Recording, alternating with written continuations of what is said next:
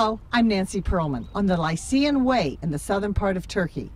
On this edition of ECONEWS, our eco-adventure takes us to the highest mountain on Turkey's Mediterranean coast. We travel along the beaches and mountains to visit ancient ruins dating back thousands of years. We will hike in old-growth forests and marvel at historic sites. Stay with us as we explore the beautiful natural environment and enjoy delicious Turkish food.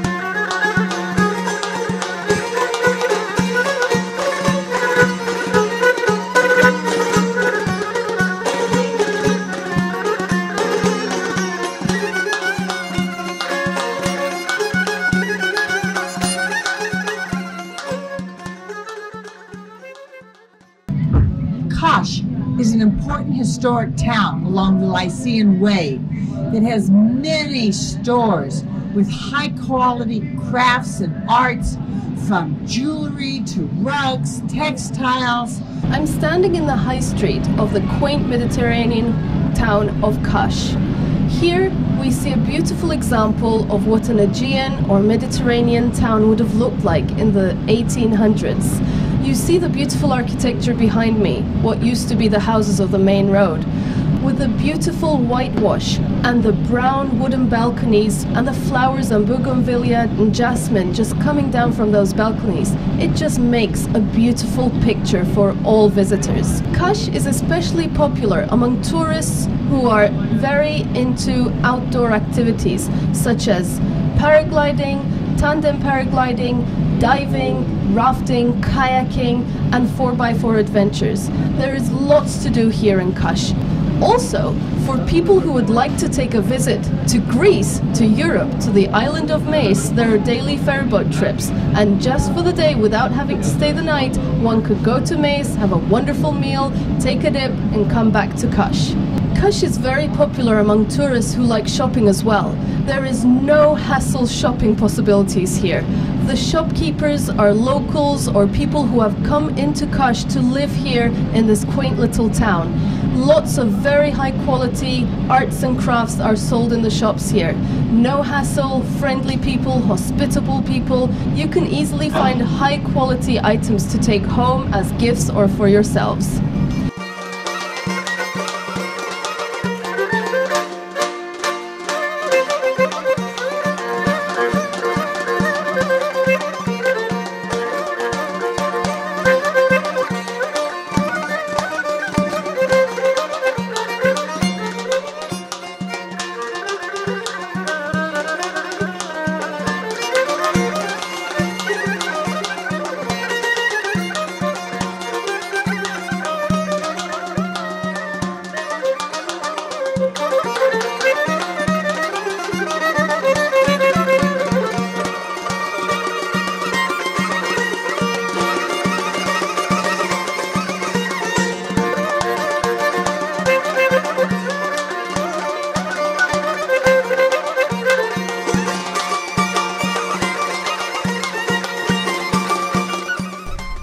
I'm in the Termessos National Park at 3,000 feet in the Taurus Mountains, looking at ruins from the Pisidian people that date back 3,000 years, as well as ruins from the Greek and Roman period. The city of Termessos is located in a very wide area. It has not yet been excavated, but hopefully one day it will be and we'll know more about it. It's located in a almost 2-mile square area in this valley that meets the two sides of the mountain, meet on top and become a very narrow, beautiful valley covered in trees and ivies. In this 2-mile square area there are identified and unidentified Greek and Roman ruins, some being baths, temples, theaters, temples like the one right behind me with a beautiful entrance door, and many, many graves and necropoli, cemeteries. We're in a theater that can seat 8,000 people, but yet the city had 80,000 people. That's it. That's the rule in the ancient Roman period. What seems to have been the rule, the architectural rule, is that the theater should have been made to seat 10% of the city. That was the rule. But it wasn't used just for entertainment and plays. Oh, absolutely not. The theaters are public gathering places. Here they had religious ceremonies, and in this precise theater for sure, because right in front we have the Mount Solymus, and that was their sacred mountain.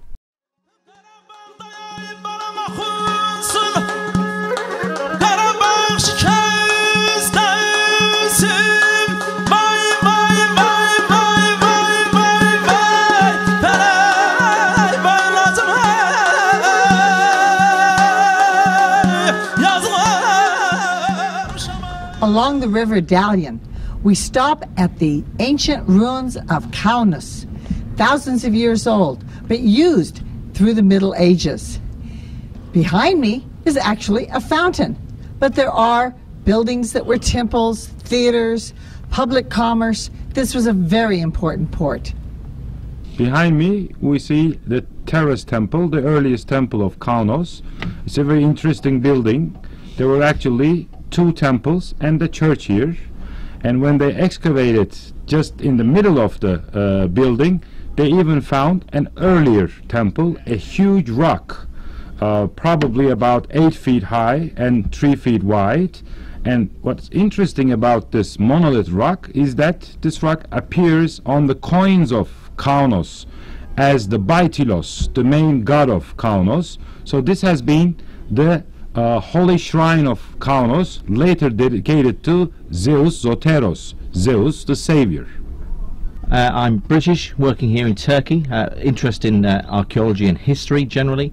Unfortunately, the problem with this marvellous place is trying to find the history is really difficult, because it sits at the top of the Lycian areas and into effectively the Izmir region, so it gets missed off a lot of tourist routes, and there's not a lot out there. Real problem. Thank you.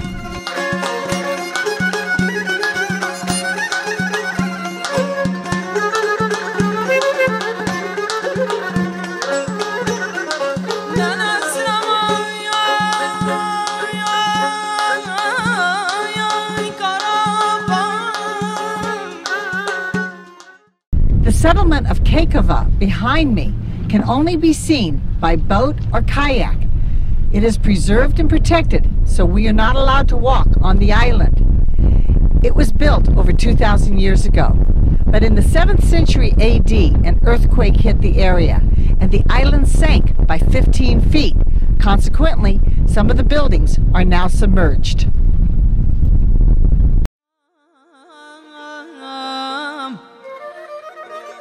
Kabul etsen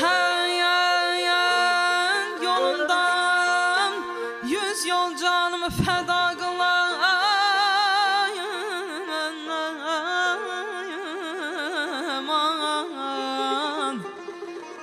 Kabul etsen yolunda 100 yol canımı feda kılan.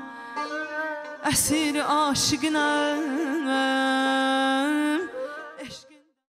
There are so many different ways to hike the Lycian Trail. If you want to backpack and camp, you can do that. But for most tourists, it's much more enjoyable to just hike short or long distances and let the driver meet us at the end, at the pensions, the fine accommodations, with hot, delicious food ready and waiting. You can take a guide or go on your own.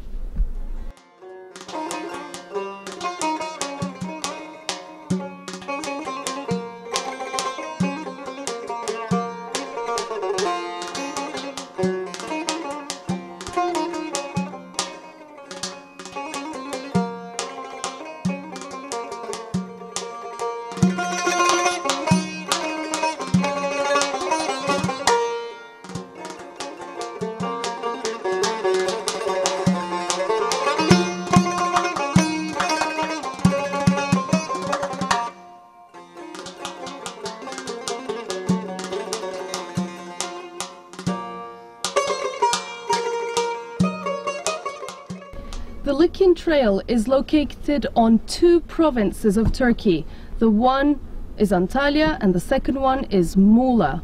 Now we are in Muğla, the ancient city of Xanthos, and the river that runs right beside that city is the dividing factor between Antalya and Muğla provinces. Today the river is known as Eşançayı.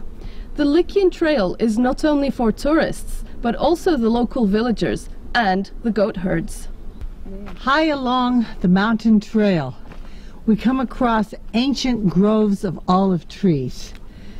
The villagers have had these for centuries. Here in Dalyan, I'm staying at the Dalyan Resort Hotel because of its many ecological and sustainable features. Aside from recycling, they have hot water from solar and delicious food from their own organic garden, olives, oranges, and honey. We can also take a boat ride from the beach to the lake to see ancient ruins, mud baths, and turtle nesting areas.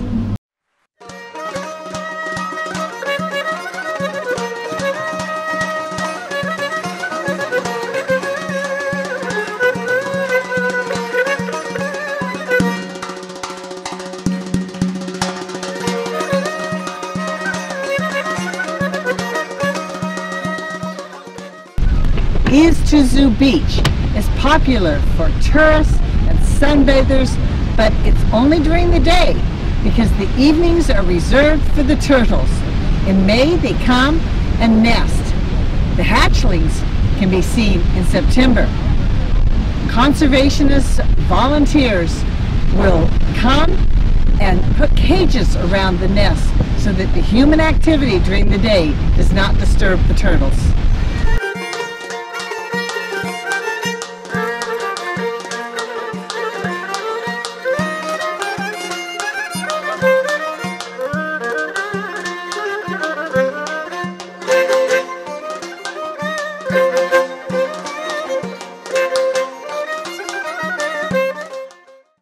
In the village of Kayakoy in Fethiye, at the antique restaurant, we get to see traditional Turkish dancing with Symphony of Turkey. I think I'll join them. Okay, do it. Music. Okay?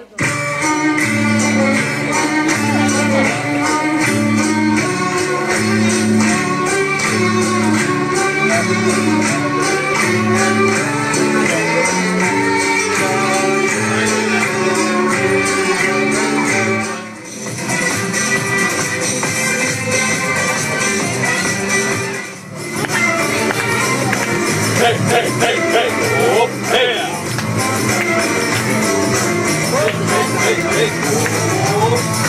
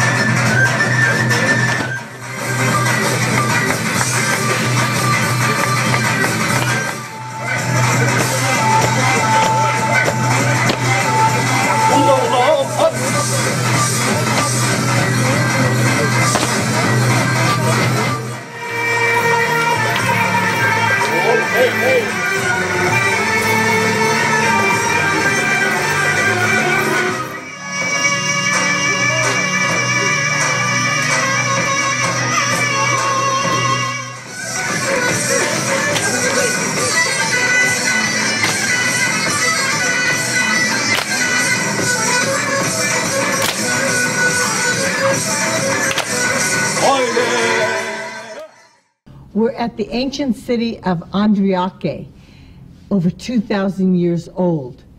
They have built this beautiful Lycian Civilizations Museum and Visitor Center to give us more information about this incredible place that even has a synagogue. The museum that they have established here in Antalya is actually a very interesting one because it's the first museum in Turkey to have an exhibition on one certain civilization, and that is the Lycian civilization. It's a beautifully prepared museum with beautiful exhibitions and very well written information.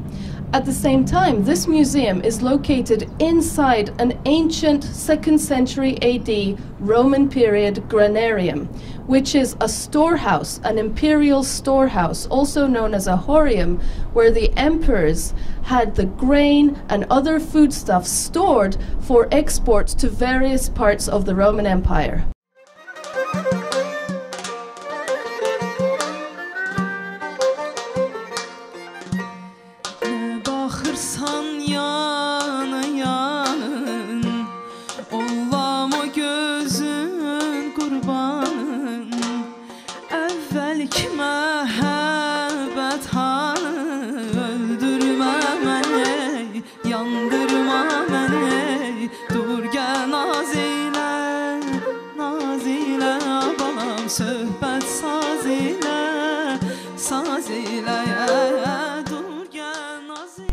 We're in the Kakova region, and we're going to take a hike up the hill to the Semena Castle, which has been in continuous use from the 5th century BCE to the 19th century.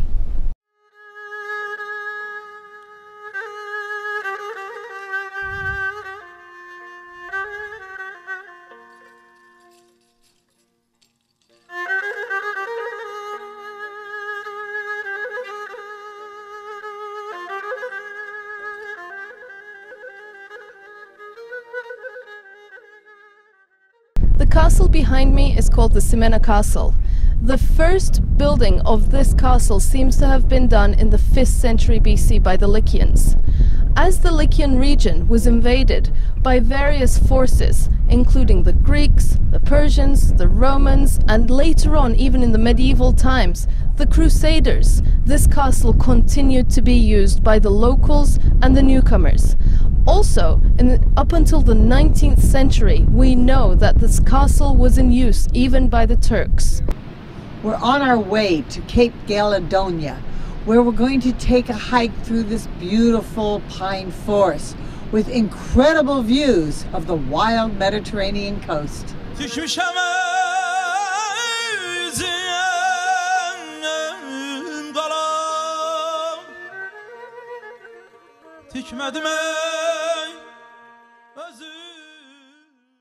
Our destination is Cape Galedonia, an area very famous for ancient shipwrecks. This part of the Lycian coastline is actually a rather dangerous coastline for ships because of the rocky and non-visible island geography. Right here where we are, in the mid-50s and in the early 60s, underwater excavations were carried out and early Bronze Age shipwrecks were found here. And a little further ahead on this same coastline, even earlier 14th century shipwrecks were found. These are all exhibited today in the Museum of Bodrum, known as Ancient Halicarnassus. So for that reason, Galedonia has a very special place for us archaeologists and guides. But at the same time, this beautiful area is famous for its nice pine forests, its nice easy hike, elevating up to about 1,000 feet, that reaches to a beautiful modern-day lighthouse with beautiful views of the Mediterranean Sea. In the Taurus Mountains and Bey Dağları, the Prince Mountains region. But in this area we see something very different and unique that you cannot see elsewhere in the world. But in this area in the 18th, 19th century, perhaps even older, but we don't have the older examples, there are these monumental beehives built on a prismal body, and at the top there is a platform with a triangular roof, and the old round wooden hives are installed into it to obtain honey.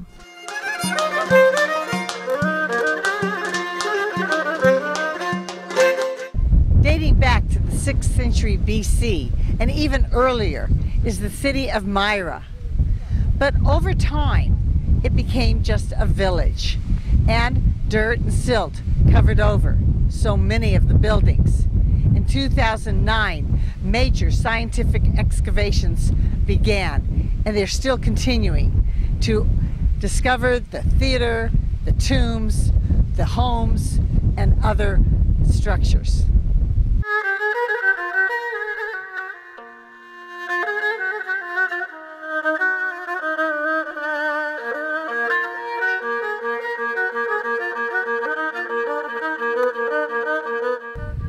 As the visitor walks through the entrance of the city of Myra, the first thing he or she encounters is a beautiful 2nd century AD well-preserved Roman period theatre.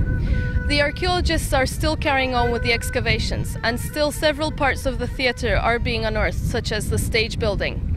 The theatre must have held up to 12,000 people, or maybe a little bit more. It has 35 rows of seats. There must have been a theatre here before, and we have certain proofs for it. However, in the Roman period, as Myra grew and grew, there was more money to enlarge the theatre. There was more money, and therefore the population grew, and the theatre grew to a capacity of about 12,000 people. This also shows us that the city may have had a population of up to 120,000. In time, Myra lost its importance due to the silting up of the harbour of Andriake, which Myra also used. Therefore, this ancient city of Myra shrunk and became a village, today in modern Turkey known as Demre. The second surprise that awaits a visitor here in Myra are the Lycian rock-cut tombs that have now become a symbol of the Lycian civilization. These rock-cut tombs are unique, and they are scattered around in various places of the Lycian region. They are carved into the mother rock in various shapes, but the main importance of these rock-cut tombs are that they symbolize, and maybe even replica, the ancient wooden architecture that the Lycian people would have used in this region. Today, there are traces of that architecture. Some storehouses located up high in the Taurus Mountains follow the exact same architecture that must have been used 2,600 years ago, or maybe even more. And it's very interesting to see that exact same architecture carved onto this hard rock that you see right behind me. In the middle of the city of Antalya is this beautiful Karpuz Calderon waterfall. Its waters begin in the mountains 30 miles away and travels the Dudan River.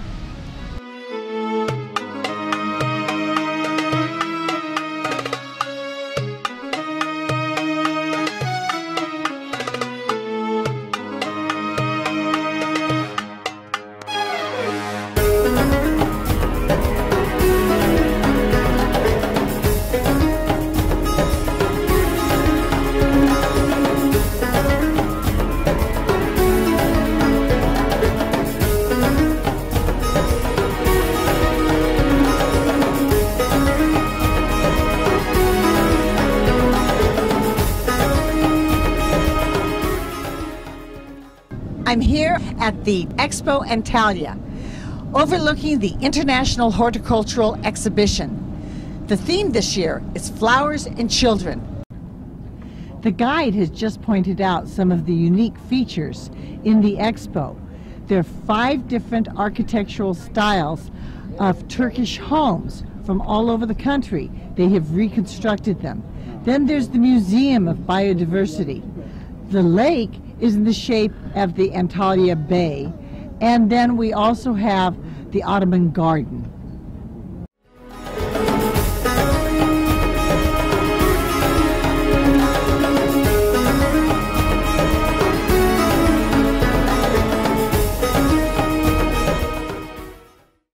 This section of the Biodiversity Trail shows some of the plants unique and special to Turkey. How many plants are there compared to Europe? How many are endemic, unique only to this country? Like 3,500. That's a lot. Yes. And what I like is that you have the signs, even if we don't speak Turkish, they have the Latin names. Latin names on them, and they have the sign. It shows us where endemic to. Turkey, region of Marmara or Mediterranean region is all written on the signs. And as we go along in the biodiversity trail, we see many different kinds of vegetation. Yes, it is starting from subtropical climate, going up to alpine system and the high mountain steppes and even Siberian tundra. This is a little easier. We don't have to travel thousands of miles. Exactly.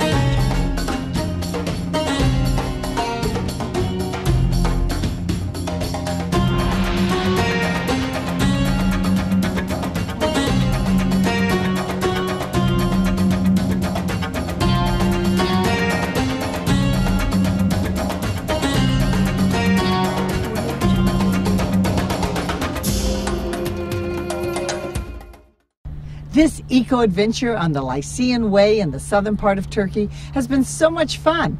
It has been a pleasure to meet the friendly people, eat the delicious food, explore the ancient ruins, and walk through unique natural ecosystems from mountains to beaches. There are still many more miles of trails to hike on my next visit to this part of the Mediterranean Sea. On behalf of my nonprofit organization, Educational Communications and ECONEWS, I'm Nancy Perlman, wishing you a natural, unspoiled environment.